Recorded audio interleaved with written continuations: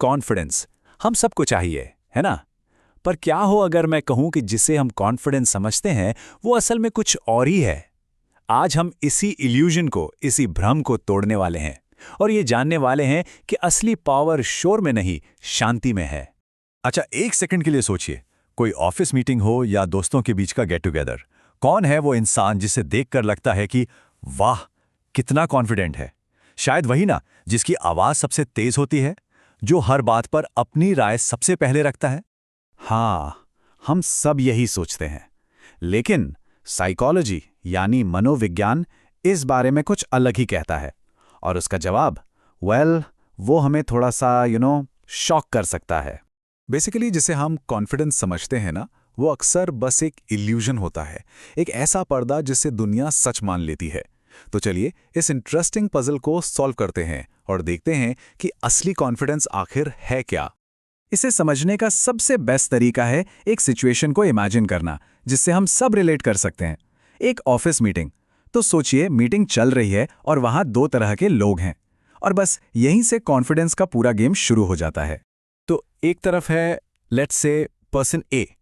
ये वो है जो बहुत तेजी से ऊंची आवाज में बोलता है, अपनी बात रखने के लिए किसी को भी इंटरप्ट कर देगा और हर चीज पर इंस्टेंट रिएक्शन देता है। फिर दूसरी तरफ है पर्सन बी।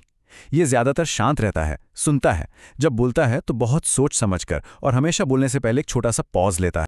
अब फर्स्ट इंप्रेशन में तो पर्सन ए ही ज्यादा पावरफुल लगेगा, राइट?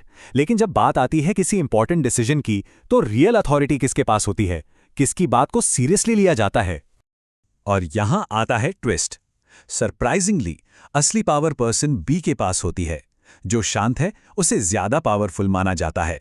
और बस यहीं से कॉन्फ्रेंस के इल्यूजन का खेल शुरू होता है। तो सवाल यह है कि ऐसा होता क्यों है? क्यों एक शांत इंसान को ज्यादा पावरफुल समझा जाता है? इसका जवाब छिपा है हमारे ब्रेन के फंक्शन करने के तरीके में।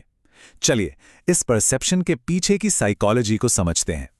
देखिए, हमारा ब्रेन ना किसी के कॉन्फिडेंस को डायरेक्टली मेजर नहीं करता। वो तो बस कुछ एक्सटर्नल सिग्नल्स, कुछ इशारों को पढ़ता है, जैसे कि बोलने की स्पीड कैसी है, बातों में पॉज है या नहीं, आई कांटेक्ट कैसा है और रिएक्शन कितनी जल्दी या देर से आ रहा है। इसी को कहते हैं परसीव्ड कॉन्फिडेंस। मतलब ये वो इंप्रेशन है जो किसी के अंदर की फीलिंग से नहीं, बल्कि उसके सेल्फ कंट्रोल से बनता है। इसका एक क्लासिक एग्जाम्पल है। सोचिए, एक लीडर जो प्रेशर में भी बिल्कुल काम रहता है, वो ज्यादा ट्रस्टवर्दी लगता है, भले ही अंदर से वो नर्वस हो। यही है परसीव्ड कॉन्फिडेंस की पावर।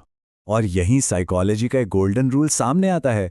ऊंची आवाज का मतलब स्ट्रेंथ नहीं है और फास्ट रिएक्शन का मतलब कॉन्फिडेंस नहीं है। यह हमारी सबसे बड़ी गलतफहमियों में से एक है, फॉर श्योर। ओके, तो अब जब हम ये समझ गए हैं कि रियल कॉन्फिडेंस क्या नहीं है, तो चलिए कॉन्फिडेंस से जुड़े सबसे बड़े मिथ को डिबंक करते हैं और फेक कॉन्फिडेंस के साइंस को पहचानना सीखते हैं। एक बहुत बड़ा मिथ है कि जो लोग कॉन्फिडेंट होते हैं उन्हें कभी सेल्फ डाउट नहीं होता। बिल्कुल नहीं।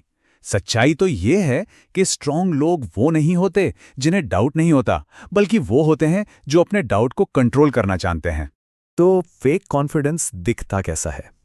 हम सब ने ऐसे लोगों को देखा है जो ओवर एक्सप्लेन करते हैं, हर छोटी बात पर ओवर रिएक्ट करते हैं और जिन्हें हर टॉपिक पर अपनी ओपिनियन देनी ही देनी है। ये सब अक्सर अंदर की इनसिक्योरिटी का ही साइन होता है। और रियल कॉन्फिडेंस वो शांति में दिखता है, एक काम बिहेवियर, साइलेंस का सही इस्तेमाल और बहुत कम लेकिन इम्पैक्टफुल शब्दों का इस्तेमाल। ये हैं रियल पावर के साइंस। सिंपल शब्दों में कहें तो शोर इनसिक्योरिटी की निशानी है और शांति पावर की। तो हमने ये तो जान लिया कि रियल कॉन्फिडेंस दिखता कैसा है, लेकिन अब बड़ा सवाल ये है कि इस शांत पावर को हासिल कैसे किया जाए। अच्छी खबर यह है कि इसके कुछ बहुत प्रैक्टिकल तरीके हैं। फेमस राइटर डेल कार्नेगी ने इसका एक बहुत ही सिंपल फॉर्मूला दिया था। उन्होंने ये नहीं कहा कि कॉन्फिडेंट एक्ट करो, बल्कि 3 आसान स्टेप्स बताए। बहस कम करो, रिएक्ट कम करो और दूसरों को बोलने दो। और जब कोई ऐसा करता है तो रिजल्ट क्या होता है? वो इंसान एफर्टलेसली कॉन्फिडेंट दिखने लगता है, बिना किसी एक्टिंग के। उसकी पावर फेक नहीं बल्कि नेचुरल और रियल लगती है। जैसे रोहित की कहानी को ही ले लीजिए।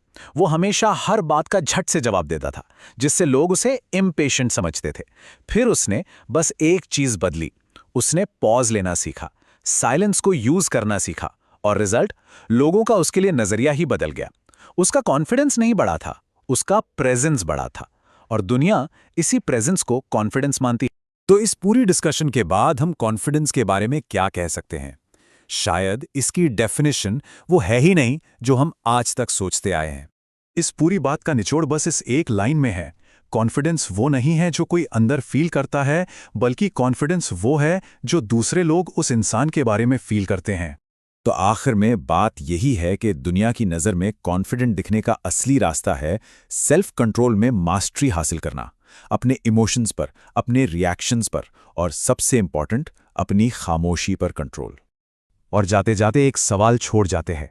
जरा सोचिए, अगर सिर्फ साइलेंस और पॉज पर मास्टरी कर ली जाए तो लाइफ में और क्या कुछ अचीव किया जा सकता है।